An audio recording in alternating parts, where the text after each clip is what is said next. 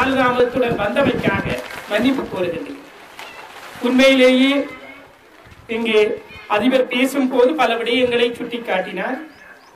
இந்த பிரதேசம் பலவித இன்னல்களை அனுபவித்த பிரதேசம், கல்வியிலே மிகவும் கஷ்ட நிலையில் உள்ள பிரதேசம், மாணவர்கள் பலர் இடைவிலகியவர்களாக இருக்கின்றார்கள், போதிய போக்குவரத்து வசதிகள் இல்லை, அதே போன்று அன்றாட வாழ்க்கை நிலையும் மிகவும் கஷ்டமான நிலைமையில் இருந்து கொண்டிருக்கின்ற பகுதியாக இருக்கின்றது.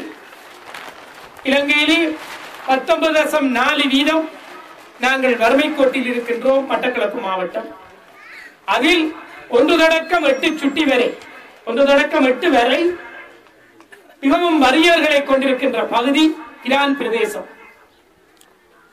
ஆகவே இந்த நிலையிலே உங்களது பகுதியும் சகல துறையிலும் அபிவிருத்தி செய்யப்பட வேண்டியது மிகவும் அவசியமாக இருக்கின்றது.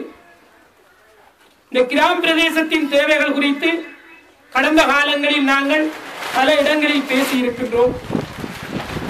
இதன் கல்வி சேவை, அபிவிருத்தி சேவைகள் உட்பட பல விடயங்கள் பல இடம் பேசப்பட்டிருக்கிறது. இந்த நிலையில் சில வேலை திட்டங்கள் உங்களது பிரதேசங்களுக்கு கொண்டு வரக்கூடிய சூழலும் உருவாகி இருக்கின்றன. கடந்த காலத்தை பொறுத்தவரையிலே இந்த பகுதியில் மாணவர்கள் கல்வி கற்பதில் பாரிய அச்சுறுத்தல்கள் ஏற்பட்டிருந்தது.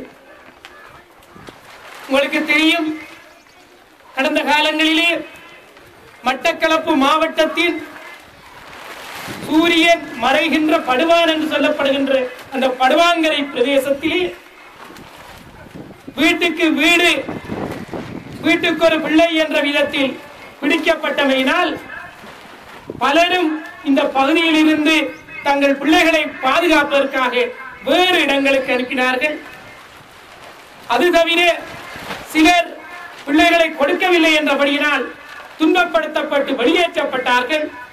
கல்வி பல தடவையில் பலவிதமான முறையில் இங்கு பின்னடைவை சந்தித்து வந்தது. அது மாத்திரமல்ல, கடந்த கால யுத்த சூழல் இந்த பிரதேசத்தை மிகவும் பின்தங்கிய பிரதேசமாக மாற்றியது. மட்டக்களப்பு மாவட்டத்திலே 1983 ஆண்டு தொடக்கம் 1989 ஆண்டு வரை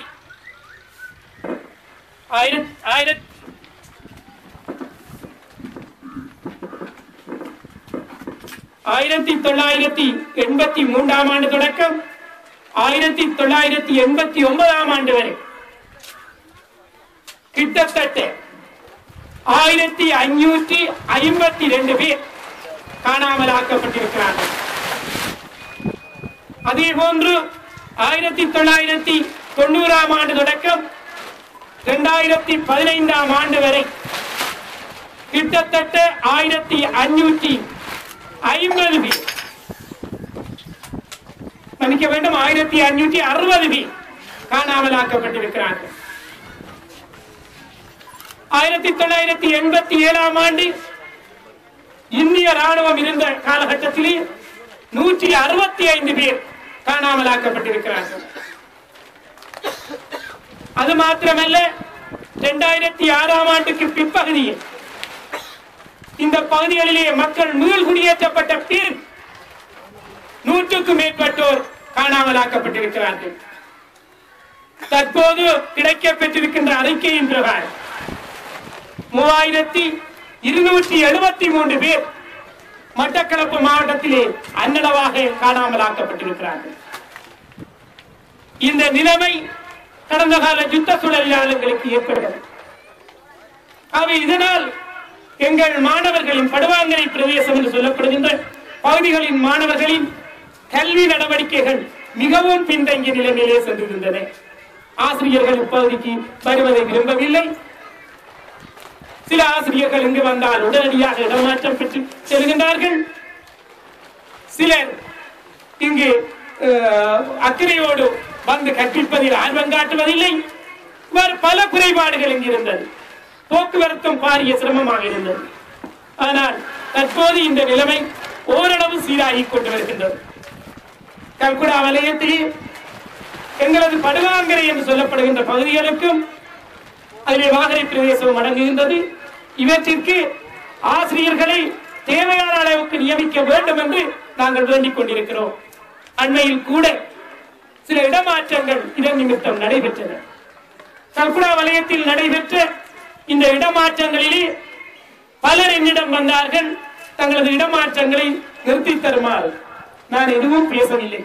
பெரும்பாலும் வாகரை பிரதேசங்களுக்கு அந்த இடமாற்றம் நடைபெற்றது. நான் அவர்களிடம் கூறினேன், அதாவது கோர்லைப்பட்டி பிரதேசம், கோர்லைப்பட்டி தெற்கு பிரதேசத்தில் வாழிடமாக இருக்கின்ற ஆசிரியர்கள் ஏன் கோர்லைப்பட்டி வடக்கு பிரதேசத்திற்கு ஆசிரியர்களாக செல்ல முடியாது? தூர இடத்தில் இருந்து வருபவர்கள் இங்கு வந்து கற்பிக்க முடியுமாக இருந்தால் ஏன் நீங்கள் செல்ல முடியாது? ஆகையால் இந்த இடமாற்றங்கள் சார்பாக அதை நிறுத்துமாறு எந்த கோரிக்கையை நான் விடுக்க மாட்டேன். பழைய கல்வி படிப்பாளருக்கு அது சார்பாக எதுவுமே கிடைக்கவில்லை. நான் கூறினேன், நியாயமாக நீண்ட காலமாக இங்கு தொடர்ந்து இருந்து கொண்டிருப்பவர்கள் கூட நிறைய பேர் அரசியலை பயன்படுத்தி இருப்பவர்கள்.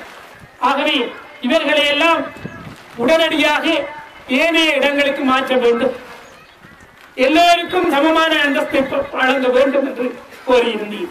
இந்த வகையிலே உங்களது பகுதி மிகவும் கல்வி நிலையில் பாதிக்கப்பட்ட பகுதியாகவும் கஷ்ட பிரதேசமாகவும் இருப்பதனால் எங்களது பார்வையும் இந்த பகுதியில் அதிகம் இருக்க வேண்டியது அவசியமாக இருக்கின்றது. பொதுவாக இந்த கல்வியில் இங்கே நான் அறிவேன், இந்த பகுதியிலே கல்வி தராதர சாதாரண தர வகுப்பு இல்லாமை பெரிய குறைபாடு என்று கூறப்படுகின்றது. அதிலே எங்களது கோட்ட கல்வி அதிகாரி அவர்கள் மற்றும் பிரதி கல்வி பணிப்பாளர், வலய கல்வி பணிப்பாளர்கள் நான் நினைக்கின்றேன் இந்த பகுதியை சார்ந்து ஒரு கல்வி தராதர சாதாரண தர வகுப்பை ஆரம்பிக்க முன்வருவார்கள் என்று எதிர்பார்க்கின்றேன். ஆனாலும் அதற்கேற்ற மாணவர் வளத்தை ஏற்படுத்த வேண்டியது அந்த பகுதியில் இருக்கின்ற அதிபர்களின் தலையாய கடமையாக இருக்கிறது.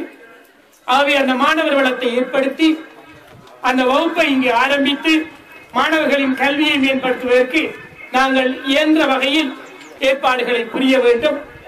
இந்த பகுதியிலே கல்விசார் நடவடிக்கை சார்பாக மாணவர்களுக்கான தேவைகள் ஏற்படும் போது நீங்கள் அது சார்பாக சுட்டிக்காட்டலாம். இயன்ற வரையில் அவற்றை தீர்த்து வைப்பதற்கு முயற்சிகள் மேற்கொள்ளப்படும் என்பதை இந்த இடத்திலே அன்பாக தெரிவிக்கின்றேன். உண்மையிலேயே ஒரு பிரதி கல்வி பணிப்பாளர் இங்கு சவால் விட்டு சென்றிருக்கிறார். என்னவென்றால், தன்னையும் விட நீங்கள் உயர்வீர்கள், உயர்ந்து காட்டுவீர்கள் என்று அவர் அந்த பேச்சிலே சுட்டிக்காட்டினார். அவர் எனது நீண்டகால நண்பர். ஒருபோது அவரும் நானும் அவரது தீலிவட்டை கிராமத்துக்கு சென்றிருந்தோம். அவர் இருந்த வீட்டை நாங்கள் பார்த்தோம். இப்போ நாங்கள் வாடி என்று கிராமப்புறத்திலே சொல்லுவோம். அவ்வாறான ஒரு வாடியில் தான் அவர் வாழ்ந்து கொண்டிருந்தார். அங்கே தீலிவட்டை கிராமத்தில் இருந்து பிறந்து படித்து இன்று எங்களது பகுதியிலே சிறு வயதிலே பிரதி கல்வி படிப்பாளராக கல்வி வலயத்துக்கு வந்திருக்கிறார். ஆகவே அவரது எதிர்காலம் மிக உயர்நிலை அடைய இருக்கிறது. கல்வி நிலையில் உயர் அதிகாரியாக வருவதற்கு நிறைய சந்தர்ப்பம் இருக்கின்றது. ஏனென்றால் அவர் பலவித துறைகளில் கெட்டிக்காரராக இருக்கின்றார். ஆகவே அவ்வாறு அவர் இந்த கிராமத்தில் இருந்து உயர்நிலை அடைய முடியுமா இருந்தால் உங்களால் அதற்கு மேலே உயர முடியும் என்றுதான் அவர் சுட்டிக்காட்டியிருந்தார். ஆகவே வறுமையோ கஷ்டமோ அச்சுறுத்தலோ எங்கள் கல்விக்கு சவாலாக இருக்க முடியாது. உங்கள் முயற்சி சரியாக அமையுமா இருந்தால், நீங்கள் முயற்சி எடுப்பீர்களாயிருந்தால் உயர் பதவிகளை பெற முடியும் என்பதை இங்கு அவர் கூறி சென்றிருக்கின்றார். அவரது அந்த உதாரணம் எல்லோருக்கும் ஒரு பாடமாக